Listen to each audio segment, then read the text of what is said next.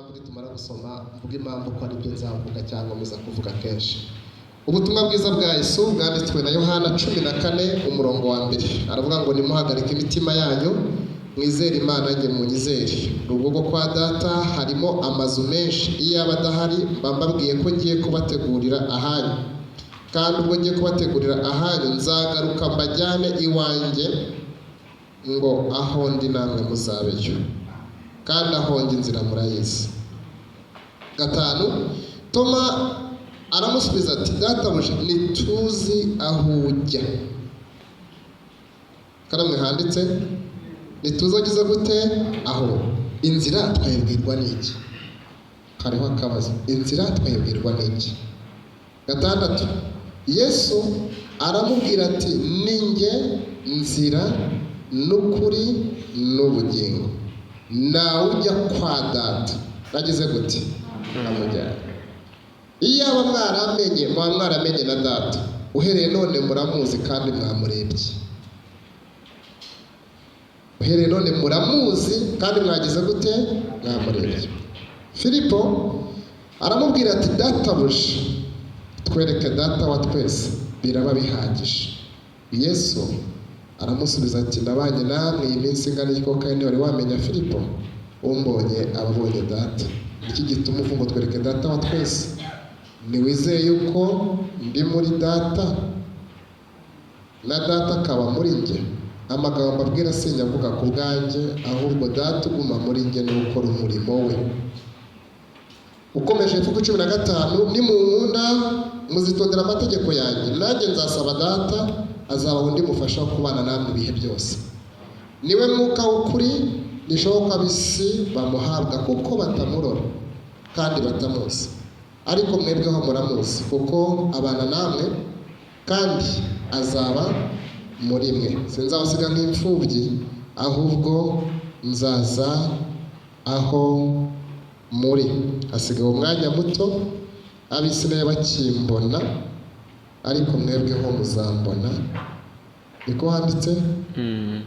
Tujye kuri 20 cyangwa kuri 20 hari akarongo simba ndashaka kuvugaho cyane. Hasigaye umwanya muto abisini nibaye bakimbona, ariko mwebweho muzambona kuko ndiho. Nari ngasembutse kuko ndiho namwe muzabaho. Uwo munsi muzamenya ko ndi muri data na data akaba muri nge, namwe mukaba hehe muri nge muri mwe. Ufite amategeko yanjye akayitondera niwe unkunda, kandi unkunda azakundwa na data nanjye nzamukunda na data. Ufite amategeko yanjye akayitondera niwe unkunda, kandi unkunda azakundwa na data nanjye nzamukunda ngire gute mwiyereke. Amen. Ibindi ngenda mbivuga muraza kuhandika nta kibazo mukoresha igihe dufite. Amen.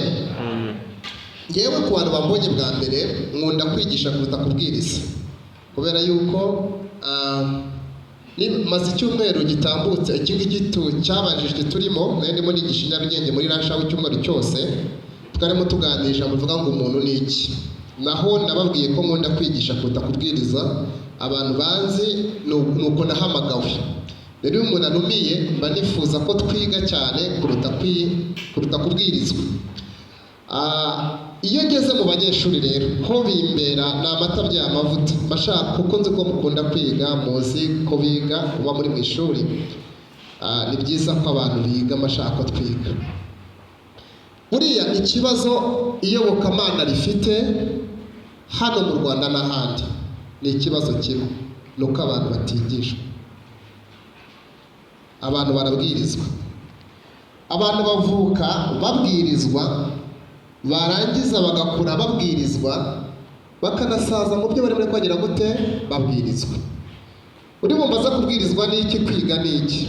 Reka babaze ikibazo. Niba hari ikintu kibabaje murimo kwiga mushima Imana yuko mwatsinze mumaze imyaka 3 abandi imyaka 4, ibintu biba bigoye, mushimiye Imana ko irimo kubatambutsa kubinyuramo kugira ngo muzabe icyo mushaka kuba ejo hazaza. Ndavuga mu buzima busanzwe, kugira ngo muzabe icyo mushaka kuba ejo hazaza bisaba kugira gute? Kwiga.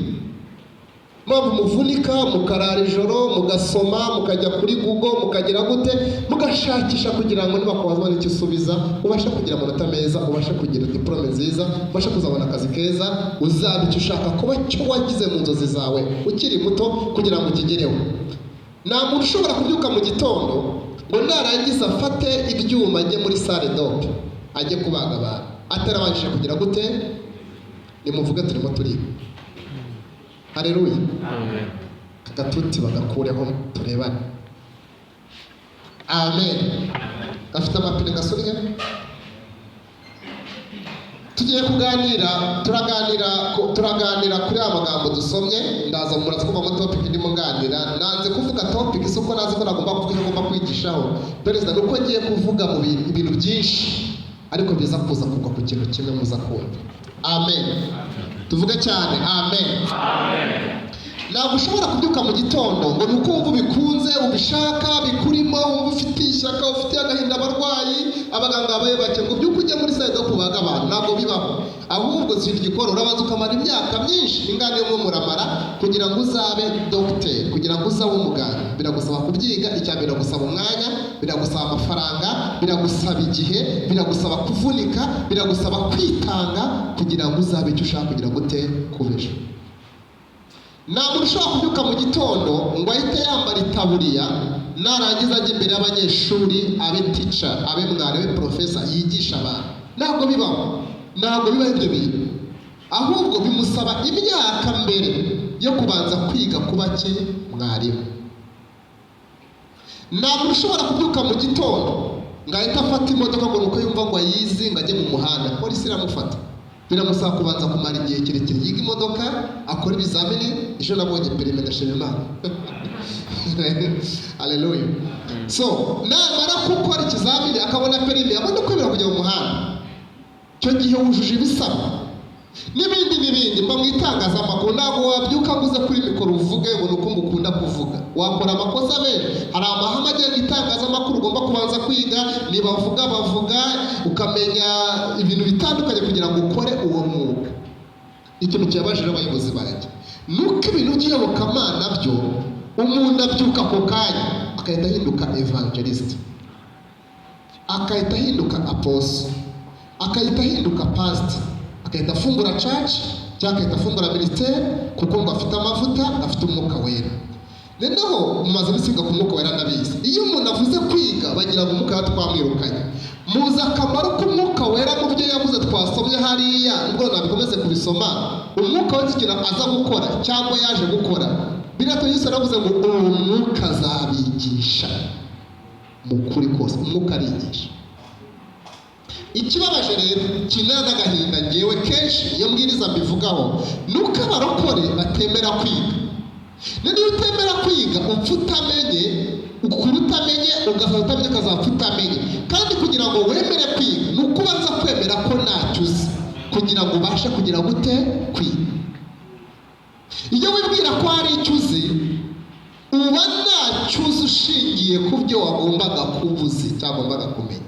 Umuhanga wo gutera imbere mu bintu byose mama mushiki wanjye uretse uri hano nuko wemera ko ntacyo ugize gute uzi. Waragize ukaba ku birenge ukicara ukiga. Niba muze mukamara umwanya mu ishuri amasaha mu gitondo nimugoroba mukicara mukiga nuko mwemera ko ibyo abigisha mutabizi. N'iby'Imana uko biri. Ntabwo ntekereza ko ibintu by'Imana ari ibintu umuntu aza gusa agapfa kubijyamo ngo ni iby'umwuka ngo ntabwo tugomba kubyiga. Niba hari ikosa ryakozwe n'abigisha iyobokamana ni uko batatwigishije kwemera kwiga ibintu by'Imana. Nubyiga ngo bashyiremo ubwenge bwinshi hoya, kandi udashaka kubyiga nawe abiharira abapasiteri n'abavugabutumwa n'abadogiteri muri teoloji n'abandi buri bagomba kubyiga wo kwigira ibindi. Twese abantu bose bategetswe kuba ku birenge by'umwuka wera kugira ngo abigishe ukuri kose. Nizo ngorane dufite mu iyobokamana. Ntabwo abantu bashaka kwiga. Reka mbare urugero kugira ngo niba ndashimangira ko nshaka kubigisha niba ndasasira. Reka mbare urugero mujya mutekereza impamvu ki Yesu ahamagara abigishwa be atigeze abita abakristo. Mwarabisomye? Yabise amazina abiri y'ingenzi. Icya mbere bitwa abizera cyo ntabwo gitinda nagiye muri nyigisho. Bitwa baki? Abizera. Icya kabiri bitwa abigishwa. Kuki hajemo ijambo abigishwa? Bivuze ngo ni teaching, bivuze ngo ni ukwicara ugafata note, bivuze ngo ni ukwicara ukiga. Bamanye na Yesu imyaka 3 n'igice, bagendana, babana, basangira, arimo kubigisha. Nyuma y'imyaka 3 muzi ukuntu yabatumye, ntabwo yababwiye ngo mugende muhindura abantu banjye kuba abakristo. Handitse ngo iki? Mugende muhindura abantu banjye kuba iki? Abigishwa, mubigisha kwitondera ibyo nababwiye, abazabyemera bakabyizera muzababatize mu izina rya Data wa twese n'Umwuka mubabatize. Icyo ntabwo ari uko byakozwe. Twebwe duhindura abantu abakristo, ariko ntabwo tubahindura abigishwa. Ngewe mu ivugabutumwa nkora nuko Imana impamagaye, numva mushaka kugira ngo mumure abantu amaso, umenye neza, tumenye neza iby'agakiza turimo, ibyo tubamo, ari shuwa, urabyumva, urabizi, ufite amakuru yabyo, cyangwa upfa kugenda gusa ariko nta gitekerezo ufite mu bintu urimo. Kristo umutekereza ku ruhe rwe? Kristo muzi mu ihe shusho. Iyobokamana ubyumva gute? Uretse ko wenda ukunda ibintu by'Imana, wumva unezerewe nyine n'ibyo, ariko winjiye cyane imbere wumva ari ibiki? Ufite igitekerezo gihagije ku bintu by'Imana. Aha rero niyo wemeye, umera n'ijambo rigomba gusoma no mujya kuva mu gice cya 8 gize kurivuga harimo gusenga, aho Filipo Umwuka yamubwiye ngo nasanga inkoni, ngo yari umuntu, yari umugabo wujuje, ufite seve ikomeye. Icya mbere ngo yari umunyafurika, avuka muri Etiyopiya. Icya kabiri ngo ari umutware bya kandake, yari umutware. Umutware bya kandake bivuze umuntu urinda ubutunzi bw'umwami kazi cyangwa umwami, amaze umutware utwara abandi. Icya gatatu ngo yari umunyedini, yarasengaga, yabaga mu bintu by'Imana, yagusenga buri mwaka i Yerusalemu, agasenga akunda Imana cyane, ariko ari umunyedini, yumva yikora neza. Igitondo kimwe ajya gusenga yose nk'uko bisanzwe, amanutse yicaye mu igare asoma igitabo cy'umuhanuzi Yesaya. Umwuka agabwira ko gusanga ari yagana arisanze ngo yumva arimo gusoma igitabo cy'umuhanuzi Yesaya. Nakunze ikibazo amubajije, haranditse ngo akimera ibyo usoma bigize gute? Urabyumva? Nakunze uko ino mbone yamusubije, yaramubwiye ngo nabibasha gute? Nabonye ugize gute? Ubisobanurira. Ngo yinginga Filipo ngo bicana mu igare, ngo Filipo ngo ahera kuri ibyo byanditswe. Ndumva nagiye gufashwa. Haleluya. Filipo ahera kuri ibyo byanditswe, ngo amubwira ubutumwa bwiza bwa Yesu. Aho rero ngo ko ubutumwa bwiza ari nde? Ari Yesu. Ibintu byose ushobora kumva byazamura amarangamutima yawe, byaguha ibyishimo, byarembayembe. Hari ukuntu umuntu yigisha akabwiriza akabembayembe ibibembe, agasha n'umuntu ubembayembe intoki ku bibembe by'umuntu namubabaze, akamuzamura amarangamutima, akumva ni byiza. Yakubwiye ko ugiye gutabarwa, yakubwiye ko Imana ikurengeye, kumbi uramutse umenya ubutumwa bwiza wasanga udakeneye gutabarwa, ahubwo waratabawe. Ko mwaguye mu kanwa? Haleluya. Muvuge ngo amen. Wemera ko watabawe. Ubu kuri umubare wa 8 umurongo wa 29 havugana n'ibukaneza, nagomba kuhasoma. Haranditse ngo abo yamenye kera, yabatoranyije kera, ngo gushushanywa n'ishusho y'umwana wayo, kugira ngo uwo mwana bimfura muri bene se benshi. Icyo bisigura mu Kirundi niko bavuga, Yesu ni imfura muri bene se benshi. Yesu niwe mfura, ariko wowe nanjye nawe turi bene se benshi. Niba turi bene se benshi, iyo umuntu muvindimwe musangiye ibintu bitatu by'ingenzi bikomeye. Icya mbere musangiye namwemera ibyanditswe byera. Niba Yesu ari mwene se, muri bene se benshi, Kristo yabaye umwana, natwe tubabana muri Kristo. Haleluya. Iyo umuntu muvindimwe, abafite abantu muvindimwe, ikirenge mvuka ndi umwana umwe n'abanyatu vindimwe, ariko abafite abavindimwe. Iyo umuntu muvindimwe, ikintu cya mbere musangiye umugabane. Iki? ibyo papa wanyu atunze mwese uko muri abana bavuka muri urwo rugo mufiteho uburenganzira bungana. Yesu ni imfura, wowe uri mwene se, uri bene se, mufite ibyo Imana ifite, mufiteho uburenganzira bungana na Kristo.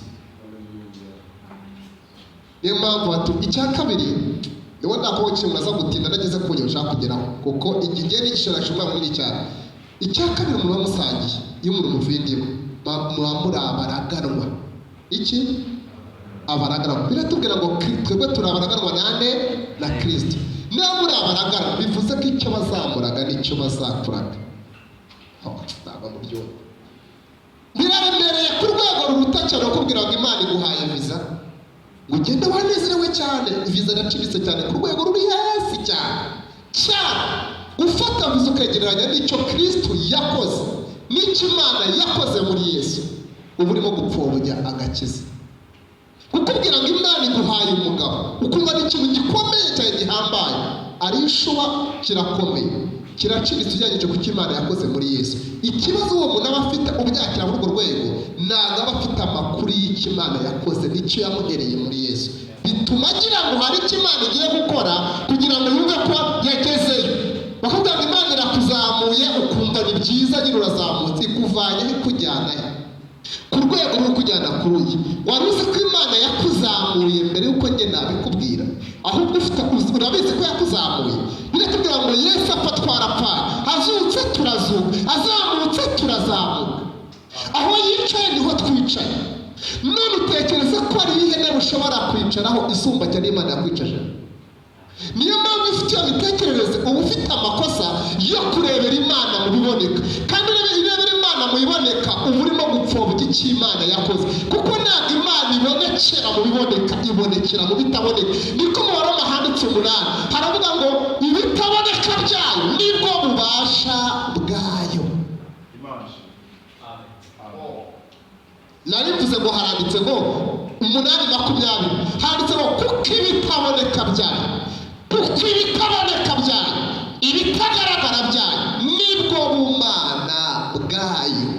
Ntabwo handitse ngo ibiboneka byayo nibwo bumana bwayo. Uzi impamvu dushaka ngo ugire imitekerereze nuko ariko sukarema Imana muyiboneka uzagonga ibikuta bikomeye by'ubuzima, ubeho wiganyira. Muzima barokora batagira ibyishimo abakozi b'Imana, bahora bababaye, nta byishimo, nta munezero, mfuye nabi, ubuzima bwaranze, ibintu byaracitse, imurokoro meze gute, ntaho ari kurebera inyuma, murokoro meze gute, reka abadayimoni bamereye nabi, murokoro meze gute, nta byishimo by'agakiza. Uzi impamvu? Ni amakuru make ufite kuko Imana yakoze, ariko umenya icyo Imana yakoze nicyo yaguhaye nicyo yagusangiza.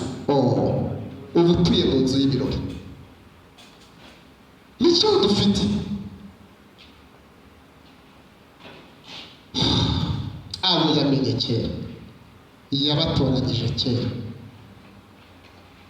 Ubu ndamutse n'iki ngiki cyo gushe turaziranye, ndakuzi, ndamutse mubwiye ati Imana yakumenye kera, kera h'Imana iheye, kera h'Imana ni kera h'Imana. Icyo gisubizo kubera iki? Kera h'Imana aho yagutora, aho Imana yari iri niho wari uri, icyo gihe waratoranyijwe. Uri igikomeye si ijuru, igikomeye si ahantu, igikomeye ni umuntu. Ndashaka igikomeye ntabwo ari ijuru, igikomeye ni Kristo. Kubera iki? Niba igikomeye mutekereza ko ari ijuru, Imana haranditse mu itangiriro abakozi b'Imana abayobozi, haranditse ngo mbere na mbere Imana yaremye ijuru n'iki? Niba Imana yaremye ijuru n'isi mbere na mbere, mbere iremye ijuru yabagaye. Niba ijuru Imana yaremye ngo iribemo ariko mutekereze, ubwo se yavuga ngo mbere na mbere yaremye ijuru n'isi, yariremye ibaheye, aho yariremye iri niho nanjye nariri, kuko yanoranyije muri wese itandukanye. Ntabwo mbayeho ejo bundi narindiho, ndi hehe mu bitekerezo by'Imana? Aho yari niho narindi. Niko Pawulo yabwiye Abefeso, yarabwiye ngo yadutoranyirije muri we isi itararema kugira ngo tube n'abaziranenge. Imana yagutoranyije kera. Nuko utamenya icyo kintu birane n'agahinda ubabazwa n'ibintu utagombye ko bazwa nabyo. Mbabwiza ukuri, urwego rwose muzageraho muzasanga muhindukiza aho mugeze. Madamu wanjye yize ibyo mwiga, nawe benshi mwiga ibintu by'ubuganga, yarabyize, dukundana yiga, afite ibyifuzo n'ibyo mufite, ararangiza, abona umugabo, abyara abana, ubu arimo gukomeza kwiga, n'ubu aracyaruhijwe nabyo. arakora se yashibesha bayifuza ngo ni heza niko numva ariko ajyaga akaza arimo kurira ngo abantu bakorana ngo baramugenda akaza ndirira afite ibibazo byinshi. Ubuzima bwose waba urwego rwose niba hari ikintu cyiza gikomeye muyobokamo mu kumenya Imana ni ukwimenya Kristo wenyine. Kuki dukunda kuvuga ngo batubesha twebwe nabo upfa kutwemera ngo turabasinziriza? Kuki dukunda bino bintu? Ni ikihe kintu wumva Imana izaguha gisumba cyane icyo Imana yaguha? Iyo watugije amahanga ikintu cya mbere ni iki? Ni amakuru ufite akubeshaho cyangwa akaba yakwica. No kutamenya icyo Umwuka Wera akora mu buzima bwawe ni ikindi kibazo. Niyo mpamvu muramamya ngashimangira ngabivuga nzabivuga kenshi muri bisubiremo, abarokore bakeneye gusasa akarago bakicara bakiga. Ukicara ukiga ugatuza ukiga ukacamo ibitabo ugakora ubushakashatsi ukagira ngo ukiga. Ibaze n'iki kintu ukuntu kimeze. Imana yagutoranyije kera. Imana yagutoranyije kera. Ubu ndumva nabivuga ngo bikomeze. Imana yagutoranyije kera isi itarare igutoranyiriza muri yo, igukura muri yo. Inkomoko yawe ikomoka mu Mana. Wabayeho mbere y'uko ibintu bibaho. Babaze ikibazo, ibintu byaremewe abantu cyangwa abantu baremewe ibintu? Aha, ko ndi umunyabwenge ko babaza ibibazo by'ubwenge. Ibintu urayitwara cyangwa iragutwara? Irantwara. Urayitunze cyangwa iragutunze? Irantunze. Agakiza uragafashe cyangwa karagufasha? Karamfasha. Barokore dukwiye kwemera kwiga. Ubu ndumva navuga n'ibintu nasoza ibyo twese ko nza kubivugaho ko igihe cyagishize. Dukwiye kwemera kwiga. Murebe byo kunyanditswe nasubira njya muri byinshi. Akavuga icya gatatu nayo gisize kigaragara iyo umuntu muvindi muko mubaho. Icya mbere musangiye umugabane, ikindi muri abaragara. Icya gatatu gikaze gikomeye, umuntu muvindi mwe musangiye amaraso. DNA zanyu ni zimwe. Niki Imana yakoze muri Kristo yadusangije nawe. Ukuntu handitse ngo uwo munsi muzamenya uko twasabye, uwo munsi muzamenya ko ndi muri Data na Data akaba muri iki, ariko namwe mukaba muri iki.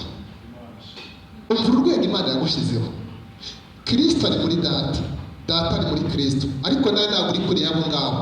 Uri umwe muri bo, nawe uri muri bo.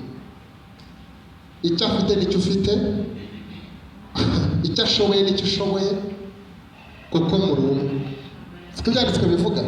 Uvuga imana hano twasoma abigishwa b'abanyabyaha imyaka 3 n'igice, sibyo? Muramurikiye 3 n'iki arimo kubigisha. Imyaka 3 irimo gushanisha, agiye kujya mu ijuru, agiye kugenda. Arabicaza ku 13 muri Yohana, abonye aroza ibirenge banaguza umwitero. Ariko abaganiriza ati muhumure, ababwira ko agiye kugenda. Ageze 14 muri iki gice nicyo yashijwemo n'abantu cyane ni abari zimwe. Ubona kuvuga ibyo ariko nabona bigiyemo hari intambwe 3 zituma umenya ibya Bibiliya kuko njye ni gateoloji. Intambwe ya mbere no kumenya ko Bibiliya itanditswe mu Kinyarwanda. Bibiliya ni iki? Intambwe ya mbere no kumenya Bibiliya ni iki? Utumita mbivuga Bibiliya ntabwo ari igitabo, ni ihuriro y'ibitabo. Ibyo ni ikindi no kumenya ubwo Bibiliya ni iki, no kumenya yigisha iki, Bibiliya ni iki. Cya kabiri no kumenya ko Bibiliya itanditswe mu Kinyarwanda. Ni ikosa gusaba Ikinyarwanda gusa, hari amagambo ari mu Kinyarwanda adahuye n'andi magambo ari mu kindi birasi cyongereza Ifaransa.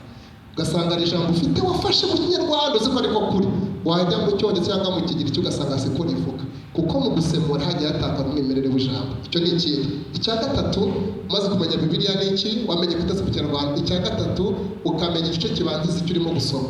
Ntabwo nshaka kubizana. Icya kane gikomeye ni ibintu bitari kindakireka, no kumenya umutima wa Bibiliya. Bibiliya igira umutima. Bibiliya igira iki? Shobora mwandakare ntabwo nzagaruka no kuri. Ntabwo mukunda kwigishwa hano. Sore mu nyumba bareba basi. Umva, ni ukumenya ko Bibiliya ifite iki? Umutima. Umutima wa Bibiliya ni Kristo, nta kindi kivugwamo. Kuva mu itangiriro kugera mu byahishuwe havugwamo Yesu. Samega cyari muvuga mu mashusho ngiro. Irishya rikamuhishura. Icyakora ugomba kumenya ni ukumenya ikintu cyitwa abanyane muri abakozi b'Imana benshi, ni uko ikintu cyitwa mbere y'umusaraba na nyuma y'umusaraba. iyo mvuze mbere y'umusaraba mba mvuze mbere yuko Kristo aza. Igihe se yataraza kudupfira mu isano rya kera, hari ibitambo, hari abatambyi, icyo ni imbere y'iki? Y'umusaraba.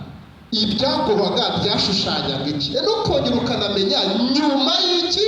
Y'umusaraba. Yesu amaze kuza agapfa akazuka akagenda, habaye iki? Byakomeje uko byari bimeze cyangwa hari ikintu yakoze? Nigeze kwigisha iremera no kuri paruwasi muri ADPR amatara abiri bakunda kugira, ndababwira ngo Yesu aza abantu barashakaga inama mbabaza yego cyangwa hoya. Abantu barabyaraga yego cyangwa hoya. Aha. Abantu baguraga imodoka cyangwa ibintu yego cyangwa hoya. Hari abakene n'abakene. Kageze mu ishuri byanyu baratsinda kandi bagatsindwa bigaga. Aha, niba ari uko byari bimeze rero perezida wanjye, niba ari uko byamubyembaga byari bimeze, bivuze ko atazanye byari bisanzwe bihari. Yazanye bitari bisanzwe ngo ahinyuze byari bisanzwe. Kino mvuze aracyumvisha. Umunsi umwe ni mbagiraho umugisha abayobozi banjye, muzanumira umunsi umwe mufite n'amasengesho amwe muri benshi. Nze turane ijoro rwose tugabe tumara kuganira mu mbaze ibibazo. Sepe hariya kiste kashi yora nyarugenge niko dukunda kubigenza, niba utari niko twabigenzaga nakundaga kujyayo n'ahandi nkunda kujya mu masepe. So, tuganire. Niba yaraje ibintu bihari, mwumva mushize mu bwenge n'abantu biga kaminuza, mugashira muri logique mugatekereza, yazanye byari bisanzwe bihari koko. None kucyo bakumubwira mukubwira mu byari bisanzwe bihari, urumva batakubeshye. Bivuze ko niba yaraje ibintu bihari, yazanye icyuti ibintu. Uzi icyuti ibintu ni ubugingo buhoraho. Yaravuze ngo umwizera imigezi y'amazi y'ubugingo izatemba ituruka mu nda ye.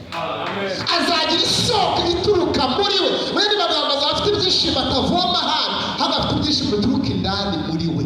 Ntabwo ukeneye ko mubwira iki ngakunde yishime.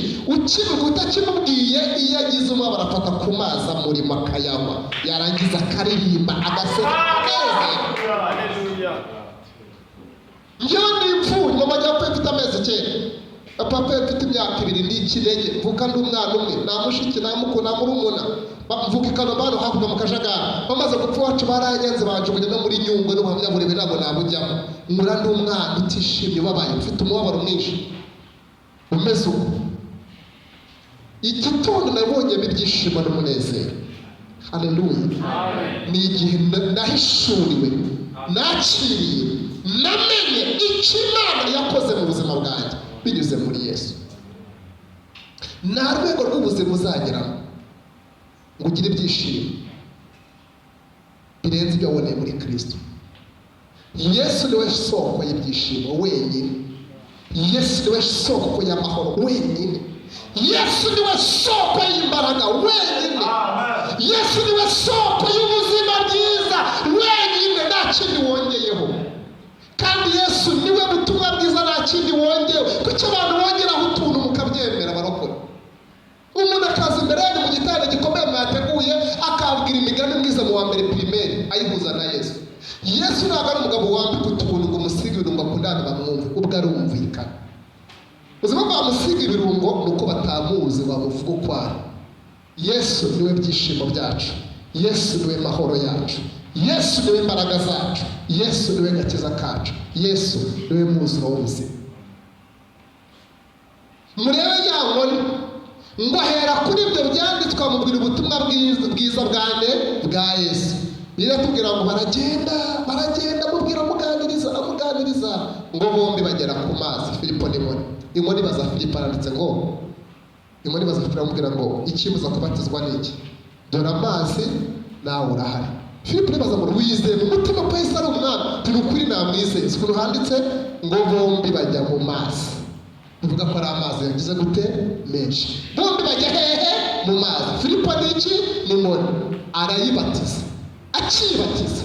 Muvuge ngo amen. Akibatiza. Ngo bakiva mu mazi, ngo umwuka gurutsa Filipo niyongera kumubona.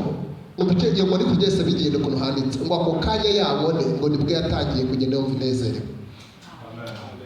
Ikigaragaza ko abarokore batagira agakiza, mwihangane kubivuga mu mbabarire, niko mbwiriza nacu ndabivuga. Nuko abantu bafite agakiza k'idini nagana ka Kristo.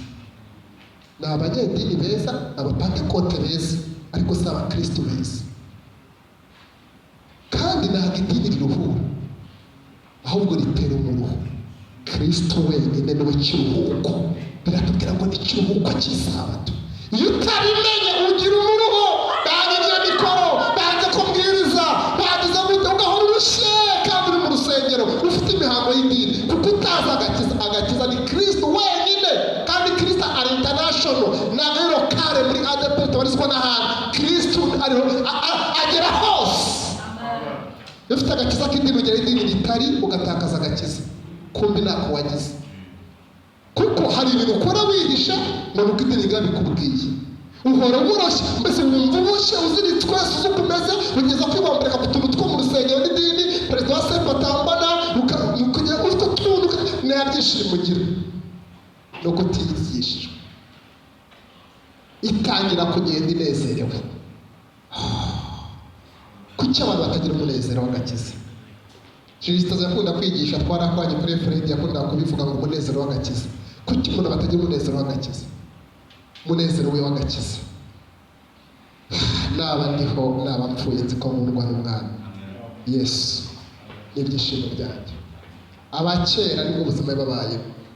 Ibi byose ndimo ndavuga byatewe n'uko abantu batemera kwiga, batigishijwe. Njye ku cyanditswe nasomye soza. Ubuse mvuze iki ko mbateye inyota nabyinjiyeho. Ibaze babana Yesu imyaka 3 n'igice, umva ikosa bakoze. Yesu arabigisha, ariko imyaka 3 ishira bataramenya. Uzi ko umuntu amara imyaka, ngiye maze imyaka 20 muri ADP. Ariko ngizwa naho nakijwe muri ADP, nakijwe ahandi, nzavuye muri itorero, naho rero maze imyaka 10.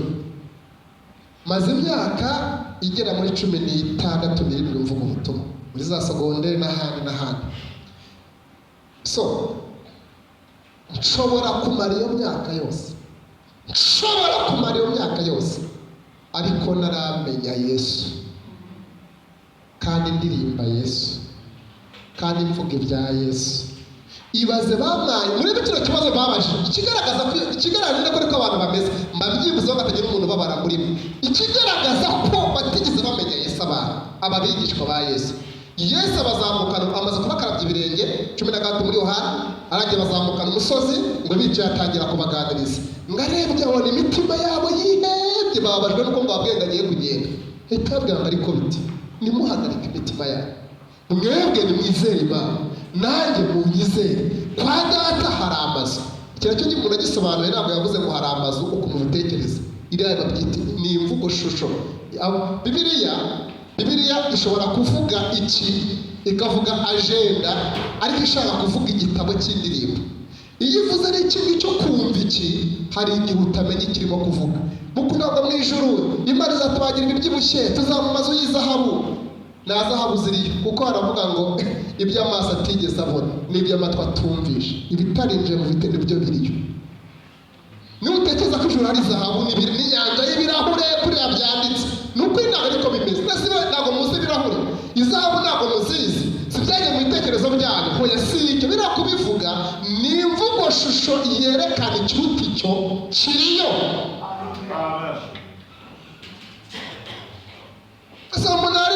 Imana izatu niba izabaga ibibyibushye rero, ubishaka muri korasi tugasirimba tukabyiruka ko twakoreye Imana, ubwo n'uwo uzayiga ibibyibushye arimo no kujya muri toilette kandi nta toilette zibayo. Ubwo ubuzima bwo gukomeza ko bwabumeze si icyo bivuga. Niyo mpamvu bavuga tugomba kwiga, umuntu akamara imyaka 40 ari uko abizi, ari uko abitekereza, kubera ko adashaka kwemera kwiga. Ngo ngenzu ya mwikisa kazaga ngo nabonye yerekwa ngo mbona inzu yanjye gifite amarangi y'ibintu meze ukuntu, ngo idasize neza, hano ari amazu ngayo ama etaje, ni ikinyoma. Icyo ntabwo ari ubutumwa bwiza. Yesu niwe nzu yacu, Yesu niwe mucyo wawe. Ibintu byose bisobanukira muri Kristo.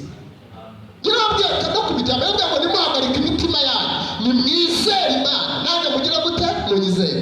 Kwa data hari amazu. Bivuga ngo nabwiraga iyo ajya bagiye kubategura uwo muzaba arakomeza. Ikigaragaza ko bamaze imyaka myinshi batamuzi, batigeze bamumenya, bamutekereza mu bintu. Uwitwa Toma atazamura ikiganza, aca mu ijambo umwigisha, aho ndimo ndavuga ati ngo mwigishe stop, uretse gatoya twereka inzira. Yatekerezaga ko agiye kuyobora ahandi, twereka inzira biraba bigize gute.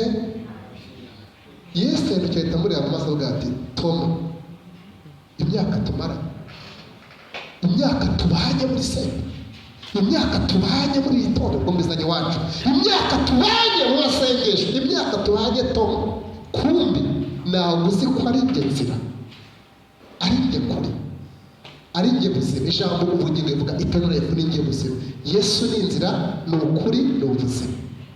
Iyo avuze ngo ni inzira, ntabwo avuze ngo ni inzira yo kujya, wanatekereza ko inzira yo kujya mu ijuru gusa. Ko inshuti yanjye, Yesu ni inzira yo kubona urubyaro, Yesu ni inzira yo kubona amahoro, Yesu ni inzira yo gutsinda amasomo, Yesu ni inzira ikintu cyose kibonera inzira muri Kristo Yesu. Ibaze iki kibazo, umwana ubaze ikibazo afite imyaka 3 aba mu bintu by'Imana, abana Yesu amaso ku maso, akimusubiza undi mwana atazamura ikiganza, ahita avuga ngo mwigisha yitwa Filipo, aravuga ngo ngenda guteza amatwi nitonze, nawe ngeze mu bukana ari guteza amatwi kabisa. Mu bintu wavuze wajya uvuga ngo ugiye kwa data, none watweretse data wa twese, natwe komeza kuba bihagije. Ahita Yesu ababara kurusha ati Filipo, avuga inshuro ebyiri Filipo, uracyabaza ibibazo? Ntabwo uzi ko umbonye ababonye data? Ibi bigamije ubuzima tubaye mu buhamya bw'abantu batazi Imana. Umurokore ajya gusenga y'itatu cyangwa y'itanu, ukumva mu isengesho arimo gusenga, cyangwa arabikora umuntu agasenga, ashimo gusenga ukumva bitewe n'ikibazo afite cy'amafaranga, buruse yatinze, ubuzima bwanze, ni imfubyi ameze nkanjye, abaho wenyine, komemo gusenga bwanga. Ariko Mana, kandi ngo amaze imyaka myinshi mu rusengero, ameze nka Filipo cyangwa Toma, ariko Mana ubu ko kuranze, Mana uko kurambona, ubu ntabwo ari ukuntu umerewe, ubu ko kubaye njye nanjye nkaba wowe, njye sinagutabara Mana, ubu ko wagize uko ugenza.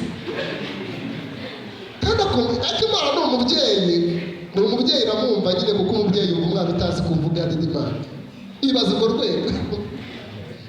Urundi rugero nsoza, ugasanga undi muntu nyamubona Nyarugenge mu cyumba n'ahandi nsengera cyangwa nkunda gutumirwa henshi, ugaho umuntu mikora agasenga mu magambo 10 yavuze arimo gusenga, amagambo 8 yavuze abadayimoni, abazimu, abarozi, ibintu bisa n'ibyo.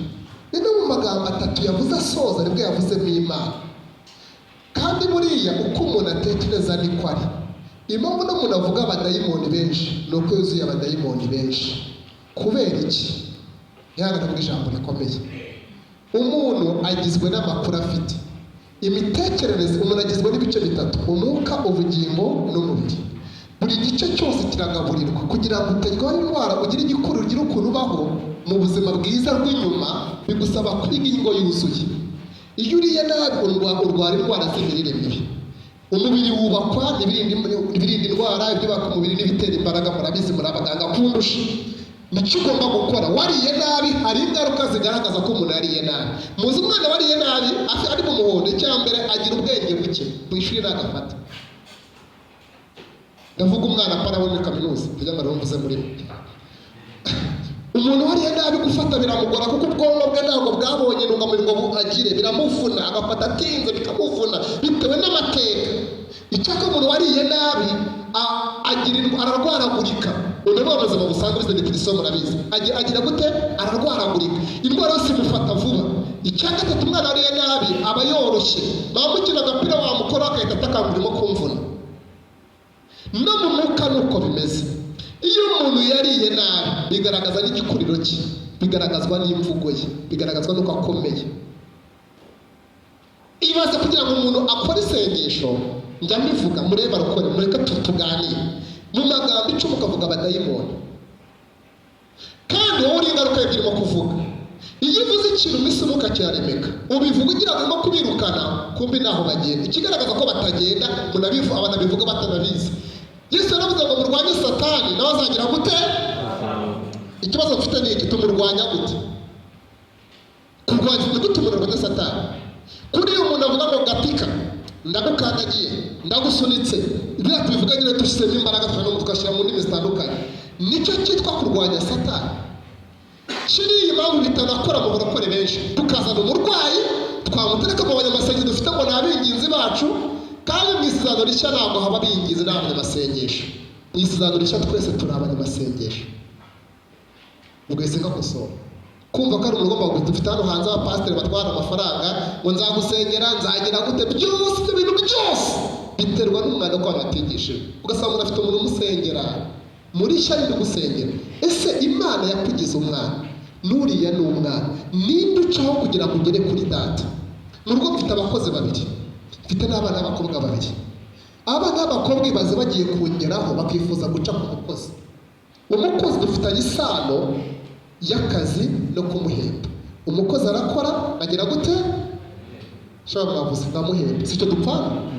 Iyo akoze nabi ndamwirukana nkaza n'undi nagomba nkoze iki cyane. Niba umukozi dufitanye isano y'akazi, umwana wanjye witwa Ndamukunda Emekazo n'undi witwa Ndamukunda Mirare, aba bakobwa banjye ko ari babiri, bakoze badakoze ntabwo isano dufitanye ari y'akazi, dufitanye isano y'amaraso.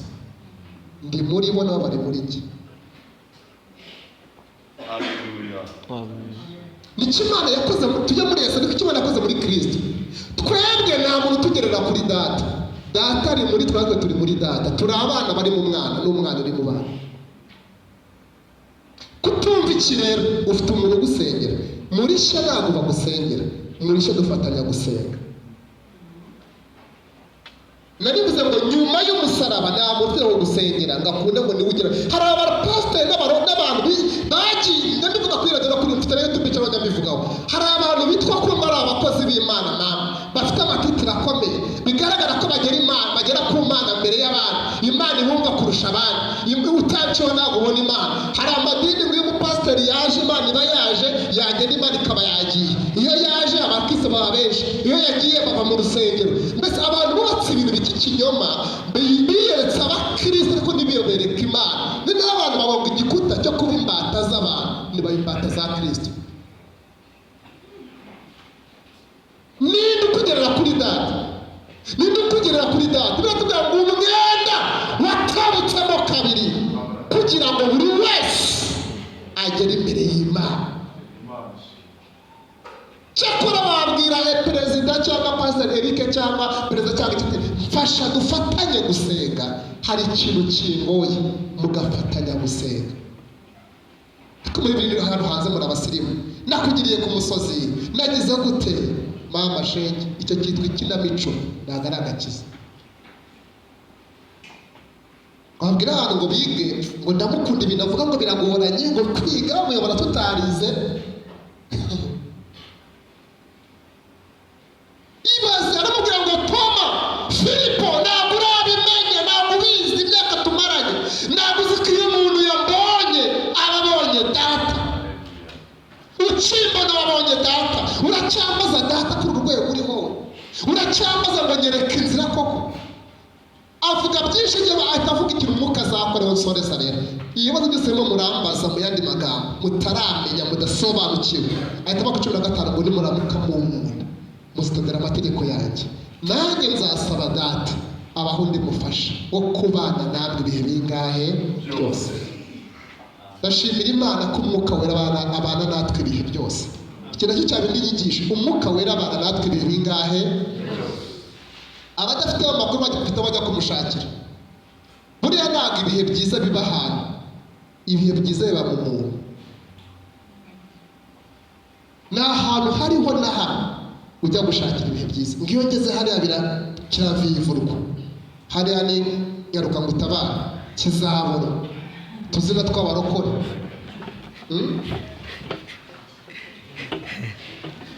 Biranagana, hari nitwa ngo biranagana. Ari ubuvumo bw'ikivugo bwitwa ngo biranagana. Ntugire ngo tuyimana ukahita ubizana. Abarokore ni abana beza. Biranagana kwa Yesu ukajyayo. No, si uko bimeze inshuti yanjye. Yaravuze ngo nimumunda muzitondera amategeko, nanjye nzasaba data abaho umufasha wo kubana namwe ibihe byose. Bivuze ko atabara natwe mu matangiro yo ku cyumweru kuri watanu, abana natwe ibihe byose. Ibi kandi byizera ko uri muri exam byagucanze, ubuze icyo wandika, umwuka wera mamuriko. ntabwo mucyumvishe. Umwuka wera muba muri kumwe muri exam, kandi umwuka wera ntabwo adufasha kujya mu ijuru, adufasha mu kintu cyose dukeneye kuri we. Memo no kubona igisubizo, umwuka wera guha amakuru. Memo no ikintu cyose kibona igisobanuro mu mwuka wera, kuko umwuka wera agatandukanye na Kristo. Abana twibye byose. Hari akajambo yavuze ngiye gusozera, yavuze ngo kandi umwuka naza, yaravuze ngo ntabwo azaza aho muri, ahubwo azaza aho muba. Nibyo bicuritse bishaka ko mubizi. Handitse gute? Ntabwo umwuka wera aza aho tuba, ahubwo aza aho turi. Kuko Imana izi neza ko aho tuba tujya tuhava tukagenda, ariko abana natwe aho turi. Ahantu hose waba uri muri presence y'umwuka wera. Dawidi yarabimenye, bivuga ari ikintu cy'umwuka wera bihishura muri Zaburi. Yaravuze ngo umwuka, yaravuze ngo data, biratangaje, ungose imbere ungose n'inyuma. Naho ugira umwuka w'Imana heye ko ungose imbere ukangota n'inyuma. Yaravuze ngo iyo neye nabwe nyigira imbere nisanga mu gicu n'ikere cy'umwuka wera mu rukundo rw'Imana. Iyo nsubiye inyuma gato tena nisanga Imana zigoswe nawe, abantu naho ugira umwuka w'Imana heye. Mfashe urugendo kugenda ku mpera z'inyanja, aho amaso yayambona, ahantu hose twaba turi kumwe. Niyo mpamvu Yesu yavuze avuze muri Pawulo yandikira Abakorino, arababwira ngo nimwitandukane bidatunganye. Abwira Abakorino nimwitandukane bidatunganye, yaravuze ngo nzaza mba Imana yanyu. Ibintu mubyumve ngiye gusoza. Nzaza mba Imana shobo mwavuze. Nzaza mba Imana nindagiza ngo ngendere muri mwe, mvugire muri mwe, nkorere muri mwe, mumbere abahungu n'abakobwa. Wari uzi ko Imana ituye mu buzima bwawe? Ntabwo ukeneye kumenya imirongo myinshi gukunde ubona Imana, ukeneye kwemera cyo cyahindura ubuzima bwawe. Wemeye ko n'Imana ikuri byahindura ubuzima bwawe. Ikibabaje abantu bafite Imana ebyiri, bafite Imana iri muri bo n'Imana iba mu ijuru. Niyo mpamvu iyo dusenga tuyihamagara gusa, wino bane natwe Mana, uzubane natwe, uzubane natwe, irava hirya hehe. Ahubwo wagombye gusenga ushima ati Imana ngushimiye kuri kumwe natwe.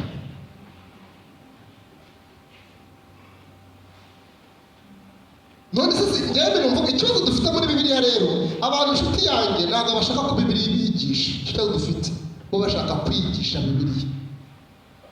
Cyumva cyumvisha inshuti yanjye, ntabwo abantu bashaka ko Bibiliya gute ibigisha, ahubwo bashaka ko guhindura ngo bigishe iki Bibiliya, bakayivugisha ikitavuga. Haranditse ngo nzatura muri wowe, ngendere muri wowe, nkorere muri wowe, umbere umukobwa cyangwa umuhungu, nanjye ngubere Imana ishobora byose. Niba wemera ko Imana iteye mu buzima bwawe, bivuze ngo ahantu ugeze niho Imana igeze. Aho uraye niho Imana iraye, aho ukorera niho Imana irimo gukorera. Niba uri mu kizamini ubwo niho Imana nayo iri, niba uri kwa muganga niho Imana iri. Si icyanditswe niba ndavuga yewe mbaza neza cyanditswe. Igikomere ni ukubyizera, si ukubimenya. Iyo byizeye birakora mu buzima bwawe. Hari intambwe eshatu Kristo atera kugira ngo akure kandi ubuzima bw'Imana bwo buhinduke binyuze muri Kristo. Intambwe ya mbere ni ukumenya amakuru, ibi nyine kubimenya. Intambwe ya kabiri ni ukubyizera.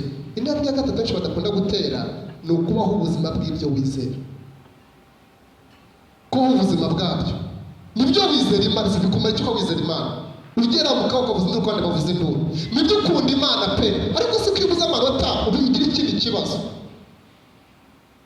Urumva hatari ikibazo mu myemerere. Niyo mpamvu ushoza nshimangira ngo dukeneye kwiga. Abayobozi bacu n'abandi nibabishima bakabishima ko bikwiriye bakabiha umugisha, tuzagire gahunda mugira gahunda yo kwiga cyane kuruta kubwirizwa. Kuko ubundi itorero rigomba kubwiriza abantu bakaza kuri Yesu, bagera mu rusengero bakigishwa. Ndagira ngo dusenge. Ubuse barafashijwe, bateye confusion. Yewe byancanze. Perezida nuko mubafashwa cyangwa nabazaniye ibintu bitari byo. Ubuzima bwo bikunze nubwo mabivuga, bwo bikunze biratuma ugira utekereze ku byo urimo. Uzava muri ADPR ujya muri dini mukunde kugira ibyo yohoraho. Gusa numara kubyihora byose kwisige ugire gute byose ubikore, byose ushaka ubikore. Nabwo urangize wumva urushyi, wumva urushyi yaho ngaho. Urive mu jyahane nagusanga urarushyi. Uzenguruka ujya ahantu usanga harushyi. Ushaka umugore ugira ngo aruhuka, ubwo ntabwo baruhana batera uburuki bwabo, nabwo usanga ari ubundi burushyi. Umugabo atera hano hose ni ukuru. Imana yateguye karitsiye nziza imwe yo guturamo, ntabwo ari muri Canada, ni muri Kristo. Niho umuntu atura, ntabwo ari muri ADPR hoya, ni muri Kristo. Nakoze muri ADPR imyaka 8, ibyabo ndabazi, ibyacu ndabizi. kandi nkora hejuru. Abantu bose baba barushye, uyoboye ararushye, uyoborwa ararushye, abantu bose ni indushyi. Kristo niwe kiruhuko cy'isabato barokora. Twinjire muri Kristo, ahindura imitekerereze n'imyumvire. Kuki batama gushima, kuki batama mikoro, ugasanga birakugoye, ukabura urushye yo wagonze igikuta. Yesu ni uburuhukiro bwacu, n'ibyishimo byacu, n'imbaraga zacu, n'agakiza kacu, niba gisobanuro cy'ubuzima wenyine. Iyo utarabyumva kuzabaho urushye barokora. Ndagira ngo dusenge ibindi reka no kubivuga iminota yashize ndabizi. Haleluya. Ibaze ibibazo. Arangije kuvuga iby'umwuka wera ngo nari ngasize katrana confusion iby'umwuka wera no kubivuga, ahita avuga ngo umwuka namara kuzura icyo azakora rero. Ntabwo muzajya kumbaza ibibazo mwambazaga, muzahita mumenya ko ndi muri data na data akaba muri namwe mukaba hehe.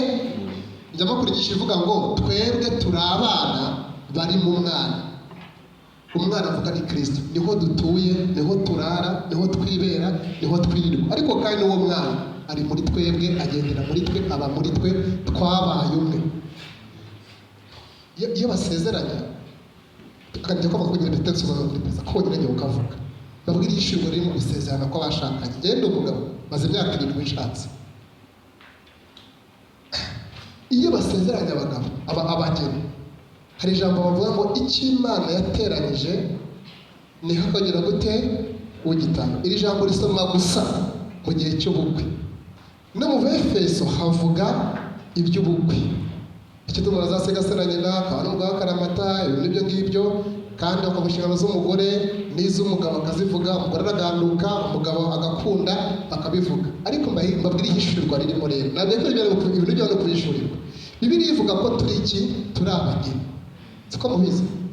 Shaka mwavuze shaka. Ntabwo nzagaruka njya kumamagara nzagakana. Abantu bari ntabwo bishimye. So, birivuga ko turi iki? Turi abageni. Kristo akaba iki? Aha. None icyo Imana yateranyije ntihakagire ugitandukana. Ubu icyo Imana yateranyije aho kuvuga relation y'umugabo n'umugore, kubana kwabo, guhuza imibiri, guhuza ubuzima, guhuza buri kintu cyose, ni igishushanyo cy'icyo Kristo yakoze ku itorero. Yesu ni umukwe, yadukoye amaraso ku musaraba. Nawe uri umugeni, mwabaye umwe.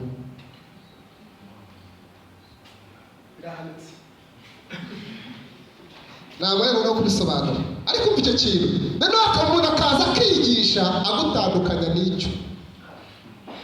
Wowe wabaye umwe n'umukwe, kandi igitangaje umukwe ahora ari tayari, ahora yiteguye. Umugeni ahora yirimbishije. Ibi nzababwira mwashatse nanze kubyinjiramo. Umugabo ahora ari tayari mu kubaka urugo, umugore asaba kwirimbisha. Iki ni ikintu gikomeye bariko dukwiriye kwiga. Imana yakoze ibintu bihari. Pawulo yarabimenye amaze kubishuka atavuga ngo mama we abantu none ibyarinda mu yanjye ndabirebye nsanga bigana amase, ariko menye Kristo nsanga kumutunga n'ubutunzi butagira akagero, bituma momba ibyanjye ngo ndebe ko namuro. Yari amaze imyaka myinshi yica abakristo ari umunyedini mwiza, ariko adafite iyindi n'igitekerezo kuyoboka Imana. N'amakuru afite apfa kugenda gusa. Nibwo ubuzima burokore babaye. Umuntu atwara biriya mu gatuza akagenda yitonze, ariko ugasanga ibintu ntabwo abizi. N'umwami kwanditse igitabo kimwe ndimo ndasoma, avuga ubukristo bwo muri Afurika no mu Rwanda turimo. Yaravuze ko muri Afurika bumeze nk'inyanja ngari nini ishobora kuvamo ikagira South Africa ari amazi gusa. Ariko wabona ari ngari cyane ukagira ngo ni inyanja. Ariko wakandagiramo ugasanga ubuwe ni santimetero 3 mu kumara kugikuzimu. Abakristo ni benshi, sempe turi benshi. Abantu benshi bakunda Imana. Hamwe bafite iminsi 40, abandi bafite iminsi 50, abandi bose barasenga, abantu bose bateranye, amatara 2, 3, amakorari arahanganye. Ibazana bakora umwami umwe bagahangana. Ibyuma mbese ka competition kango bataririmba neza, umuntu akahita binigira kuri hariya. Cyakenda twarasenge. Kandi ngo bari ku mudugudu umwe cyangwa se rumwe. Urabona buzima. Ni benshi, abakristo ni benshi. Ariko yinjiye mukajya kubaga usanga nta gitekerezo bafite ku Mana. Ari ibintu by'intambara gusa ziri aho ngaho. Dukeneye kwiga. Mushumba, ngwino ushira ku bushumba nyine, dushyire ku murongo twakoze nabo mudukosore ubundi dusengera abantu b'Imana kuko ubu ngiye mvuze nakomeza kandi mukanga gusoza. Imana ibahishurire Kristo. Muri make cyo twaganiraga, Imana ibahishurire iki? Kandi ubigire intego ishyurwe Kristo. Mbere yuko mubwira ngo mufasha ndangize, umugambi Imana ifite nuko uzarangiza, kandi yatangiye izasoza. Iyatangiye umurimo mwiza muri wowe, ni ukuri kuri Imana izawusoza. Ntabwo Imana igikora ibice, irabisoza. Iyo guhaye kwiga mu mateka uzufite naho uvuga nuko wakuze ukaba wiga muri kaminuza, ni ukuri uzabisoza. Ugomba guhamya ibyo Imana yakoze, ugomba gushingira ku byo Imana yakoze, uhamya ibyo izagukorera.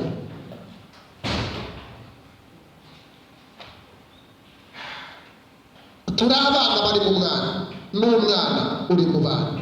Yesu yaravuze ngo washimye kumushenjagura, waramubabaje.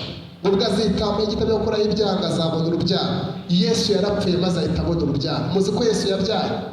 Yarabyaye ku muze umugore agiye kubyara, abaganga murabizi mu murabyiga, haboneka ibintu bitatu cyangwa ibintu by'ingenzi abiga kubyaza. Mwarabyiza ahari, reka nanjye mbakope.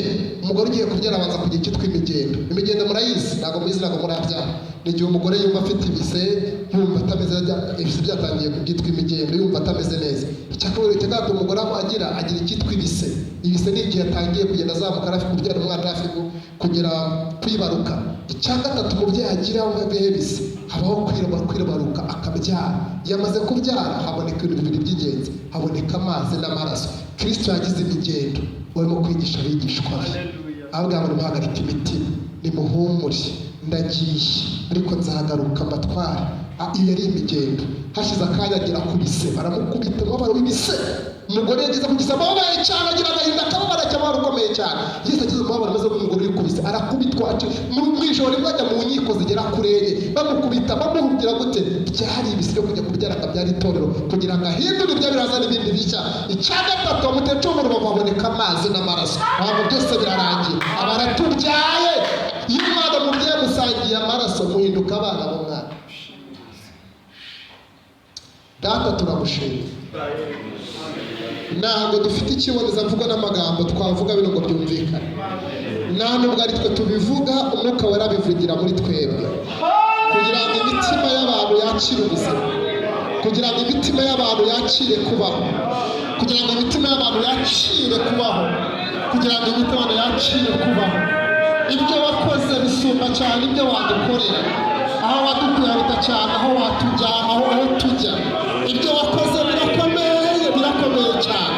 Ndasenze mu izina rya Yesu, ndasenze mu izina rya Yesu, ndasenze mu izina rya Yesu, ndasenze mu izina rya Yesu, ndasenze mu izina rya Yesu. Buri muntu wese mwishurire, buri muntu wese muganirize, buri muntu wese avugana nawe, buri muntu wese muganirize. Mugeze ku rwego rukwiriye, mugeze ku rwego rukwiriye, mugeze ku rwego rukwiriye, mugeze ku rwego rukwiriye. Ganiriza buri wese mwana, umwishurire ko ari mu mwana, n'umwana ari mu buzima bwe. Ubuzima bw'Imana buratembera muri twe, kubaho kw'Imana kurakorera muri twebwe, kwera kw'Imana kuratembera muri twe mwana. Turi abana, ntabwo turi abakozi. Watugize ibisonga by'ubwami, watugize abatambyi n'abatware, wadutoranyije kera, watugize abatambyi, watugize abadasanzwe mu isi y'abasanzwe, watugize abantu bakomeye mu isi y'abadakomeye, watugize abantu badasanzwe mu isi y'abandi basanzwe. Aba bakobwa ntabwo basanzwe, aba basore ntabwo basanzwe. Turi abantu badasanzwe, turi abantu badasanzwe, turi abantu badasanzwe, turi abantu badasanzwe, kuko dutuyemo n'udasanzwe. Turi abantu badasanzwe. Ubwo buzima ntibutembere muri twebwe, ubwo buzima ntibutembere muri twe, ubwo buzima ntibutembere muri twe. Tuganirize ku rundi rwego, twishurire ku rundi rwego. Imbaraga zawe zikorera muri twe, umucyo w'Imana turasire ku rundi rwego.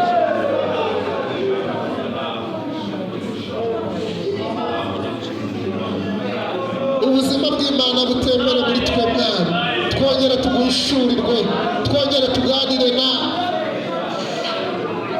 twongere tuvugane nawe mwami. Ineza iganze muri twebwe, amaso y'imitima yacu nahweze. Niko Pawulo yavuze, yaravuze ngo amaso y'imitima nahweze, ibyo twiringiye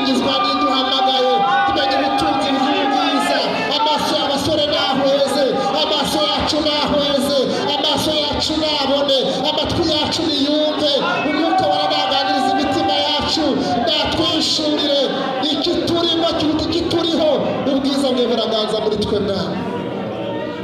Urakoze Mwami. Ndagira ngo dutuze gato mbasengere. Losikita lakita. Ndagira ngo dutuze gato. Funga amaso gato tuze mukana kera Perezida Senge Eric, ariko reka mbanze senge. Ibintu byose mu buzima uzagira bishingiye ku makuru, ibyo uzamenya ibyo bizakubeshaho. Kandi iyo umuntu agiye mu maresitora atandukanye, ahora ajya ahantu hatandukanye, iyo arwaye ntabwo amenya uwamwanduje, ngahashe kuhirinda. Irinde kutamira byose ubonye ngo nuko byabacizemo ijambo Imana. Hari igihe umuntu ayiga ibiryo byuzuye uburozi kuko adashaka ko kurya ibiryo yuzuye. Ukeneye kwemera Imana ikaguhishurira Yesu. Kandi ikintu gikomeye mu cyumveza mufunze amaso gikomeye, ntabwo ushobora kumenya Yesu ngo wiyoberwe. Iyo urwego wishirirwaho Imana nirwo rwego uhishurirwamo, izo zihita zivamo. Iyo umaze kumenya Imana wihita wimenya muri yo, bigatuma ukomera ukomereye mwese badakomeye, kubera ko ikikurimo cyuta cyane ikikuriho. Ukeneye guhindura imyumvire n'imitekerereze, tukagira sepu yuzuye imbaraga z'umwuka n'ijambo ry'Imana, apana sepu yuzuye kirabaye bitewe n'amarangamutima ubuzima tubayemo bw'iki gihe.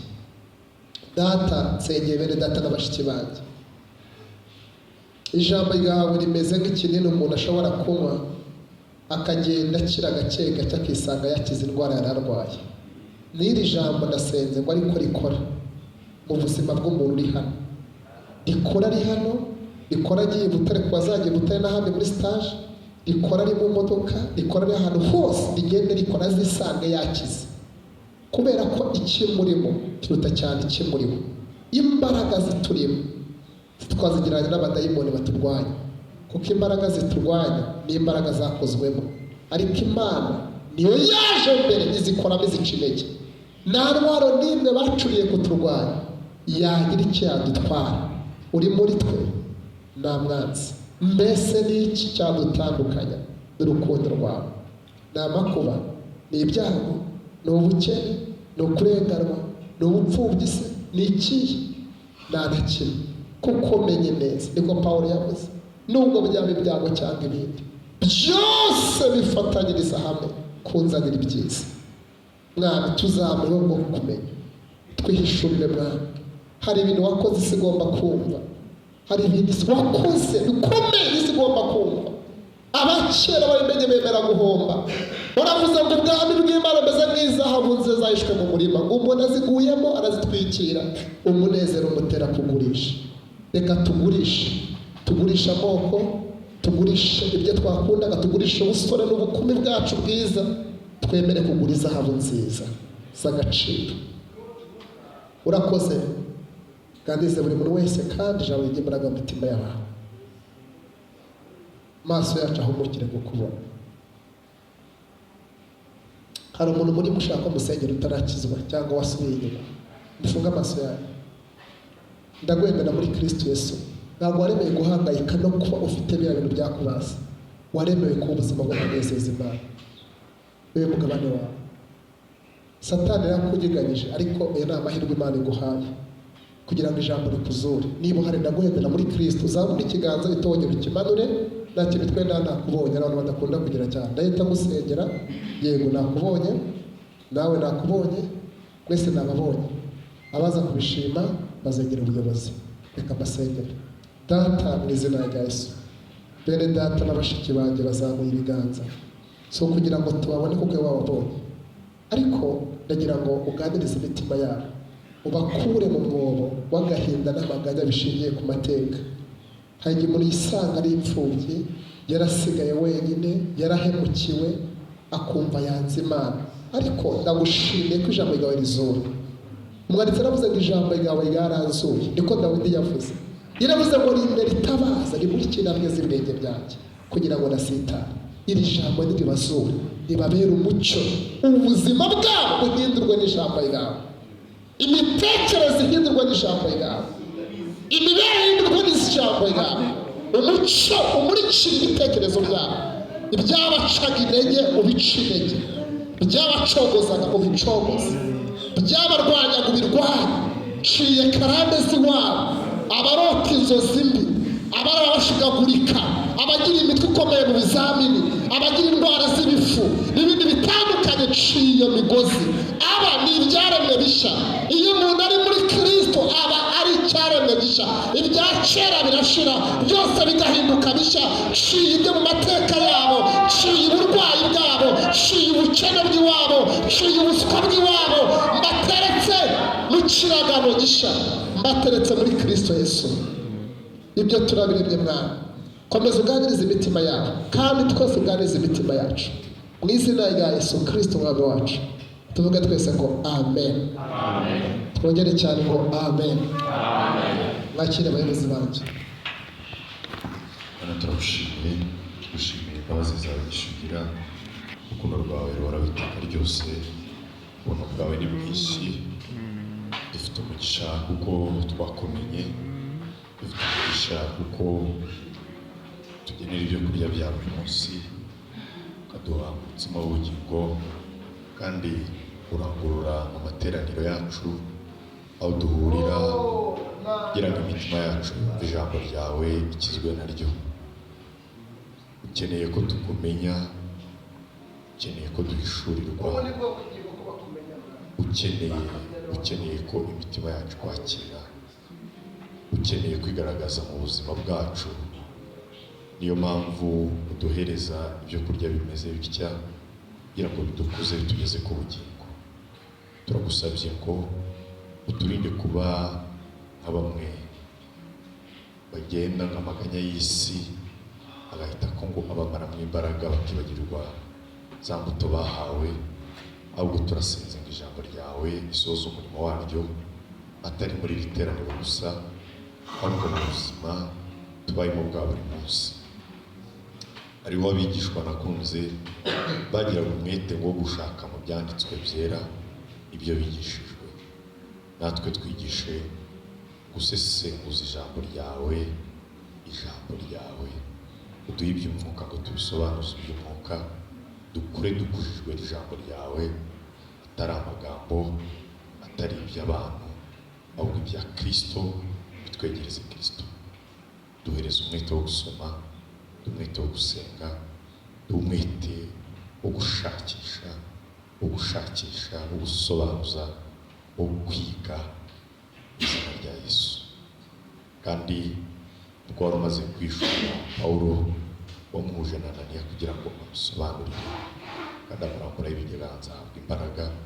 Turasenga ngo ducire inzira, uduhuze n'abantu bawe umumaro, twakira imbaraga, dusobanukirwe rwose ko Kristo ari we Mana.